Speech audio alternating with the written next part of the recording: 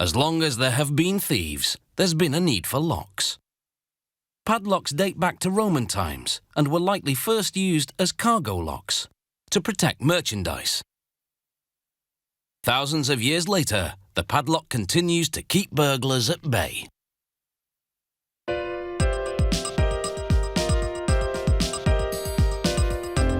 The modern padlock's strongest point is its laminated lock body. To make it, they stack 24 steel plates like these and then laminate them together. It's the same technology that's used to make doors for bank vaults. A punch press cuts and shapes pieces of steel into caps. They'll be riveted to the lock bodies. The rivets tumble down a feeder, while below an operator places a lock body in a fixture and places a cap on it. A powerful press drives them into the assembly, securing the top cap to the lock body.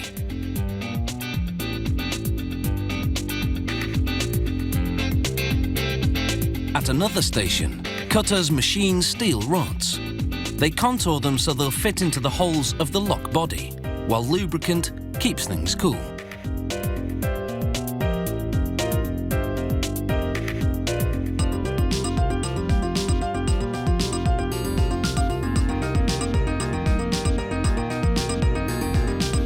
They load the rods into a form press.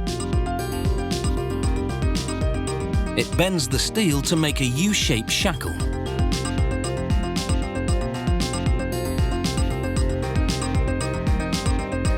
Then the shackles roll into a furnace for tempering, which will toughen them up. After a little more machining, the shackle is ready to be installed. The shackle will need to move up and down as the lock is opened and closed, and that's where these ball bearings come in. They install two in the lock cavity. These bearings will work with the cylinder extension to open and close the shackle. Lubricant gel aids the process. They use it to grease the inside of the lock, while at the same time pushing the ball bearings to either side of it. The cylinder extension goes between the ball bearings. Then they slide a protective casing and bumper over the lock. Now they assemble the locks. A machine loads copper-plated shells onto mandrels. Plugs, pins and springs funnel into the lock assembly station. A device installs pins and springs in a lock shell.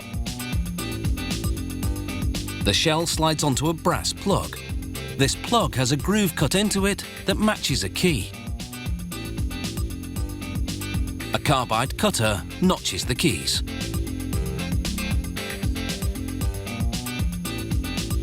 There are tens of thousands of key profiles. This sorting station holds just a few. The keys and lock cylinders are all numbered accordingly. This worker matches them up, making sure there are two keys for each lock.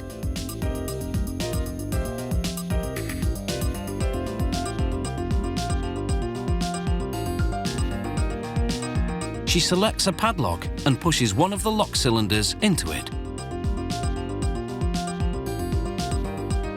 It's time to top it off with a retention plate. A machine press fits it to the bottom of the padlock. This secures the lock cylinder. They install a spring for the shackle, and the bottom cap goes on next. Then the entire assembly is riveted together. They try the key to make sure it matches. A computerized system opens and closes a randomly selected padlock thousands of times to make sure it's up to the job. Finally, they try to bust the lock on purpose. They drop weights to replicate the force of a hammer, and the padlock withstands the blow. This day's work is done, and it's time for the folks at the factory to lock up for the day. never slow up, no I don't take shit, I got no